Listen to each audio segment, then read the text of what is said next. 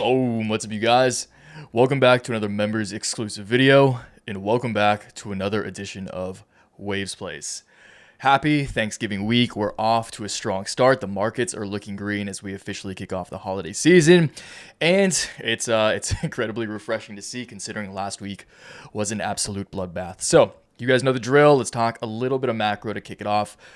We will be covering, of course, every name in the title or in the description. I'll do my best to remember the order that I laid out.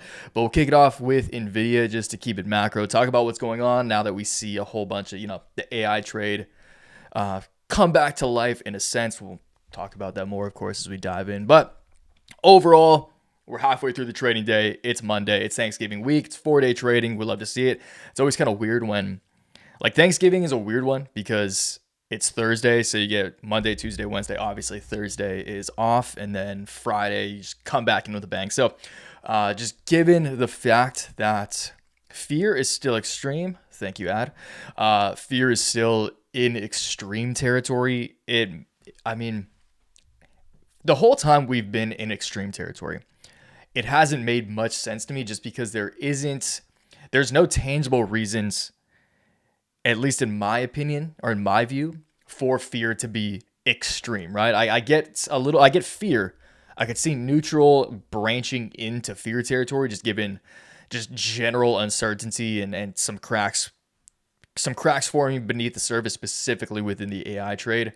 But extremes, as I've said many times before and recently in the newsletter, any extreme on either end of the spectrum, regardless of whether it's the fear and greed index, but just in general, just kind of a principle of life, any extreme isn't necessarily a bad thing, but it typically raises some red flags, and it gives you reason to proceed with some caution and expect some reversion, some mean reversion or reversion to the mean. In this sense, with the fear and greed index, that would be neutrality at 50. Okay, so that said, overall, do I think the bull market is officially back in action? Do I think Bitcoin's back on its way to new all-time highs? I do not. Of course, we will talk BTC, Bitcoin miners, because they're absolutely killing it today.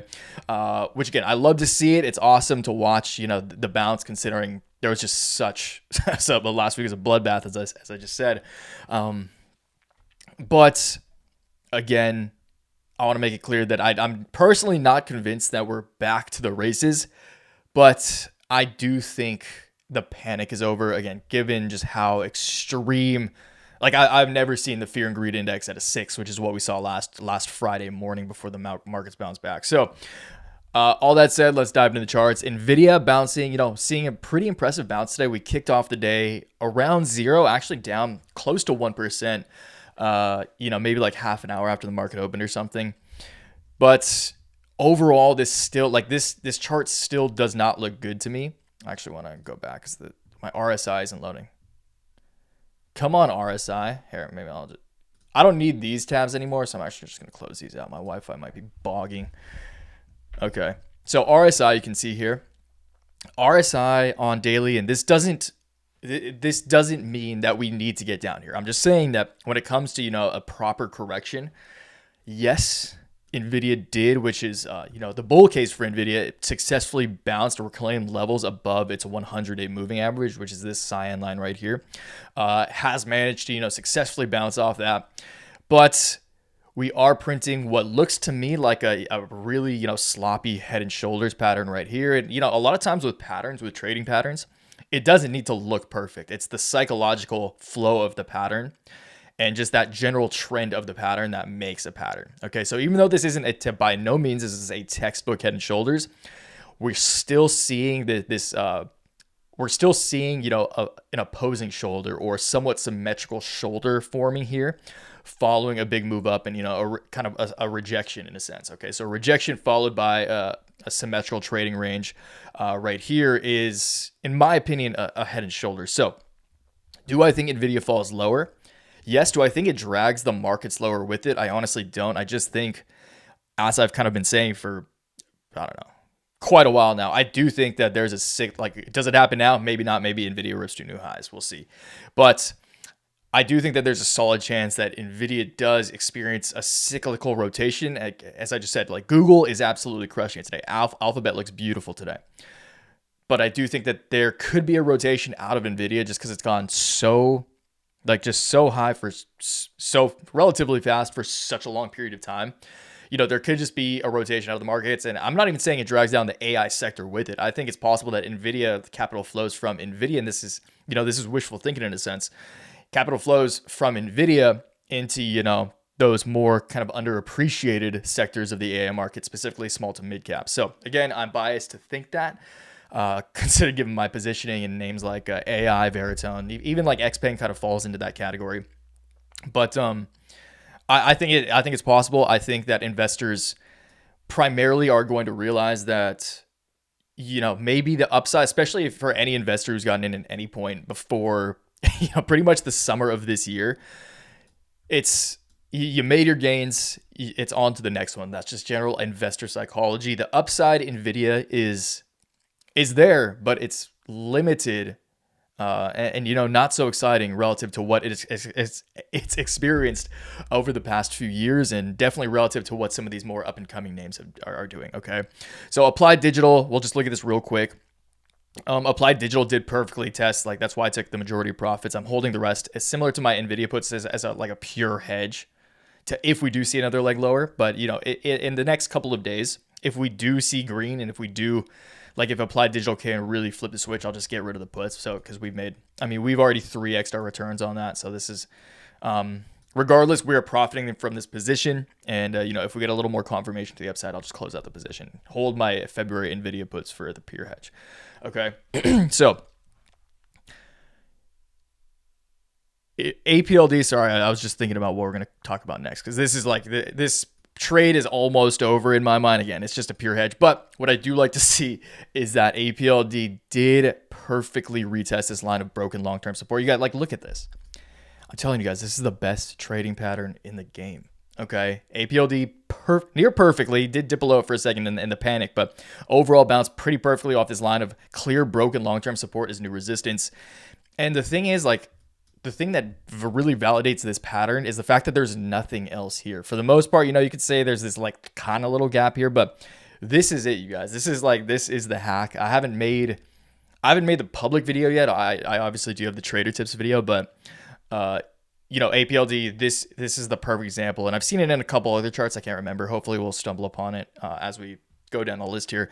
But APLD, perfectly executing that nice retest of broken resistance, utilizing it as new support, and it did kind of play out this head and shoulders pattern similar to Nvidia. That's what makes me think it could go lower. So I do think it's possible that APLD falls to, if we do get that next leg lower, falls to 17, 18 bucks.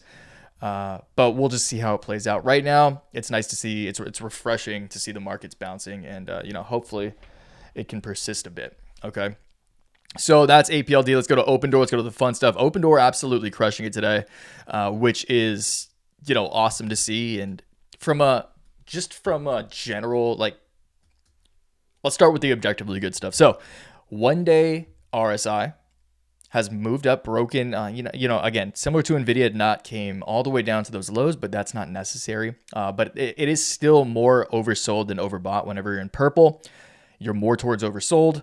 Whenever you're in this blue range, you're more towards overbought. And right now, Opendoor is bouncing out of this, somewhat overbought region, has broken above its 1 day RSI exponential moving average, while 1 day stochastic RSI is curling upwards off of the bottom end of just this stochastic RSI range. This is a very, very promising technical setup on top of, again, reversing off similar to Nvidia as well, coming close to bouncing off that 100-day moving average, now breaking above the 20-day moving average. So now above all major daily moving averages, which is very, very bullish just from a technical perspective. And volume isn't what it was over here, but Opendoor, this is a very appealing trade in my mind. And just given the fact that we've been able to hold this range through a time period of fear is more bullish than it is bearish. Okay, so that's Opendoor. How high do we climb? I mean, my next major profit target range is still going to be within this 1250 to like 1340 region, from just right there, which is about 65 to 75% up from here. So we'll see when that happens. Um, yeah, it's just as I just said, like this stochastic RSI looking good. This is a promising short-term setup. Let's hope that we can break above this is the range now. If we can break above this level right here, that would just add more technical fuel to the fire, just giving a very, very general break of this trend line that is acting as resistance. If we can close above, I would say if we can see like 950 over the next week or two, that would be bullish. Okay, so we'll revisit this next week, of course. Veritone showing a little bit of promise after a very, very disappointing, few weeks now. I mean, that's pretty much every stock in the market. I think that Veritone has a very good chance. This is just technically speaking. Unfortunately, we have bounced off the 200-day moving average, which is promising. We are stuck below this 100-day moving average. We're seeing, an intersection of the 50 and 20-day, which could typically mean that a big move is on the horizon. Hopefully, that leads that move is to the upside. Obviously, just considering the whole market has been so fearful and everything's been selling lately. So, where's my price target? First profit target where I will actually, be skimming profits from my position is going to be this line of broken support as new resistance, because this is a clear line of broken support that just gapped down, and not only did we gap, but we haven't even come close to retesting this as new resistance yet. So this is going to be I will take some meaningful profits there. Probably push out the expiration date on my February Veritone $5 calls. Which would be well in the money then if this does successfully happen. So time will tell. We'll see. But that's where I would definitely skim some profits and take some positions once this broken line of support is retested as new resistance. Let's hope that, Veritone can drop some good news, which I would not be surprised if they do. So we can finally freaking see this prior low retested as a new high between $12.70 and $13, which is, it's been my profit target. Or it's been my primary macro short-term rally target. I don't know what to call that. It's been my primary target for Veritone for years now. So let's hope we can finally check off that box. And again, just hope that Veritone can come back to life and doesn't continue to fall like it has in the past. Okay, so that's Veritone. Let's talk about ARK and ARKG looking really good. We're going to talk. We'll do ARKG and Moderna after Bitcoin and Riot. So Bitcoin, kick it off. Bitcoin, again, this chart does not look good. I'm just going to be straight up. This is not a good looking chart in the slightest. We have broken below this line of macro, just long-term support. Let's go to weekly. Daily, you can see here, it's not surprising that we're getting a bounce because Bitcoin it's pretty rare that Bitcoin falls this low on RSI. So what do we get to here? My fat head. So yeah, we got down to 20 RSI reading, which is very oversold. Anytime you're below the dashed purple lines, that indicates, into what I call obnoxiously oversold territory. So is it possible that we bounce further in the short term? I think it's actually likely that we bounce further in the short term. We're also seeing a little pickup in volume, which is promising. There's no bearish divergence there. Bearish divergence would be where we're going up, price is going up, you're seeing green candles, but you're seeing volume descend. So that's bearish divergence. Bullish divergence is the exact opposite of that. So I do think we bounce further in the short term. I think we could bounce 10%. That comes nicely in line with this line of broken macro support, as well as this line of somewhat conservative short-term support on just the sharp existing downtrend. And, weekly stochastic RSI about to curl up. Weekly RSI getting pretty damn close to obnoxiously oversold level. So I do think it's likely that we see a further bounce in the short term. BITX kind of confirms that. So BITX, even using daily candles, this is this would be very satisfying. This would once again really just prove the efficacy of our favorite trading pattern. Aside from the two-wave, but our favorite technical trading pattern, just trend line trading pattern, which is this line of broken support coming back into play as new resistance. That would result in an impressive. So BITX only moves twice what Bitcoin does. So if Bitcoin rallies 10%, BITX would rally 20%. But, this is a very, very, very clear line of, heavily broken support that hasn't come close to being tested as new resistance once again. So will we see that? It's possible. Would I like to see it? Heck yeah, I would definitely like to see that. So I'm always hoping that the king wins. Again, we made the right decision liquidating that BITX call options position. But of course, I am still holding my long positions, and I always like to see, Bitcoin, Riot, the rest do well. Okay, so Riot looking good, similar to Bitcoin. I can't say like multiple levels of pretty significant support in my view have been broken below. We are below all major daily moving averages. This is not a good looking chart, but overall, I still believe heavily in Riot for the long term. I still believe this is the most undervalued company, especially given one of the recent CNBC interviews I watched with Riot CEO Jason Lesko. Check that out if you have not seen that and you're an investor in Riot. But yeah, I'm in this one for the long one. I'm not similar to BITX. We made the right move, a week or so ago, just kind of liquidating those the Riot and BITX call positions when things were looking shaky. And, we sold off another 10, 15, 20% from there. So long term, bullish, very bullish on Riot Platforms. I think that this could easily be, 15, 20, $50 billion company if, they play their cards right. But I do believe in the team. I like Jason Les, CEO, always have. I think they're competent. I think they're doing the right thing. I think they're heading in the right direction as a company, and I'm happy to hold through the chop like many of these other names. So that is Riot. Let's go on to some other names that are looking really promising right now. So ARKG and Moderna. ARKG looks really, really, really bullish. And like opposite to Riot, ARKG, it did scare me a bit. I'm going to be honest. When this line, this line of resistance that's been in place since August of 2022. This breakout is what initially got me really excited about ARKG.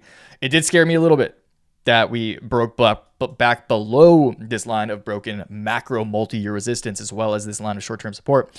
But thankfully that resulted in being a bear trap, and we have reversed from there. We are now back above all major daily moving averages. This setup is like, you could just say we bounced off this prior high. So this series of higher highs and higher lows is still in play.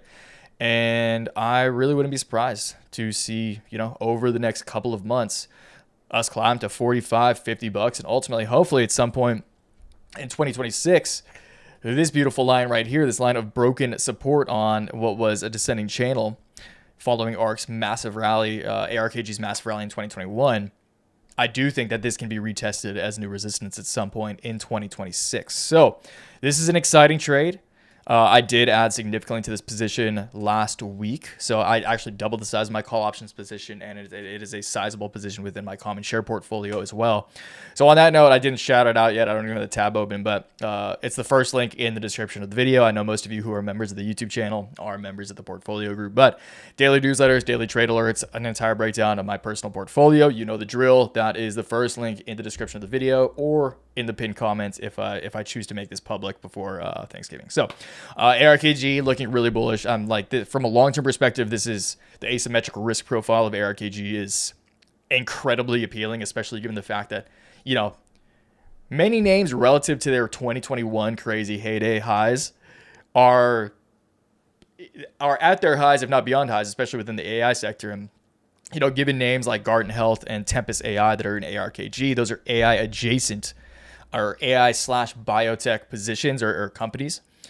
I think that there's a very good chance that we could see ARKG really have its moment in 2026. So again, biased because I'm heavily positioned, but I think the argument both technically and fundamentally is there. Been a believer in genomics and what genomics has to offer the human race as a whole for close to 10 years now. So I'm somewhat passionate about the sector, and I'm excited to see, if hopefully other investors can feel the same in the year ahead. ARKG Moderna is more of just an obnoxiously oversold play that has been beaten into the obviously like the 20. This is a stat. This is like a heart-stopping chart to look at. But 2020 highs, it makes sense why we're up here. It's funny having Moderna back in the portfolio right now since this was. If you go back, if you've been around since actually at like 2020, I started in February of 2020 making, what timing, right? Feb of 2020 making investment focused videos and videos like this on this channel. But Moderna was really kind of our original claim to fame. That's what we called Moderna early before they announced their mRNA vaccine or the success of it before obviously the stock went ballistic. So we played that one ridiculously well, and that, really changed the trajectory of my career as a trader, if I'm being honest. So Moderna is truly a Wavescap OG, and it is, it's sad to see. I wouldn't say it's sad because I don't really care. it is kind of a bummer to see it this low. But again, the fact that it's this low is just staggering. I think that although Moderna's, the COVID vaccine obviously doesn't matter at all anymore, in my opinion, I shouldn't say it doesn't matter at all. In my personal opinion, it doesn't. But, their oncology programs, again, it's not their mRNA-based vaccines that excite me about the company, but from the research that I've been doing over the past couple of weeks and what they've been up to lately, their oncology program is looking really promising, and I'm excited to see, just if AI does struggle, biotechs just tend to act as kind of a decent safe haven sector. So like, healthcare, biotechs, precious metals, we'll get to silver soon, do tend to act as a good, as a good proxy to the AI trade that we're also heavily exposed to. Okay, so that's Moderna. I think we are moving to silver right now, right? I don't think I forgot anything. So let's move to silver and then call it a holla weekend. Holla weekend. Call it a Thanksgiving week, dude. This year is flying by. I just tripped. Okay, so let's close it out with good old silver. Wow, silver is looking so good right now. Damn, I should have picked up more silver this morning. Well, but I did on Friday, so that's not a big deal. So silver, this is like a gold, silver. This is an incredibly bullish setup. And I love what I'm seeing here, to be honest. So gold, silver, I was thinking this double top was alarming, and it might have resulted in, kind of the end of this gold and silver bull market that we're seeing. But even looking at gold, like this setup this is a bull flag. So massive move up followed by a symmetrical triangle. Symmetrical triangles typically resolve in the direction of the underlying trend. Gold's still above, bounced, really refused to break below this 20-day moving average, well above all other major moving averages. Is it possible for them to come down? Yes, technically speaking, this is a very, very bullish setup. Silver, obviously, experiencing kind of that same bullish technical setup. So silver, gold looking really bullish. I'm really glad that I have, actually, on Friday when silver was down, I did create a new a higher risk January call options position. So I'm excited to, check the brokerage after this, see what's going on in there. And I hope you guys are as well. So once again, if you are a member of the YouTube channel, thank you. If you want to join the portfolio newsletter group, it's the first link in the description of the video. And as always, let me know in the comments below what you are excited about in the week ahead, what you're eating for Thanksgiving, what you have to be thankful for. I am thankful for all of you, and I appreciate you watching. And until next time, always remember, take action, make waves. Peace.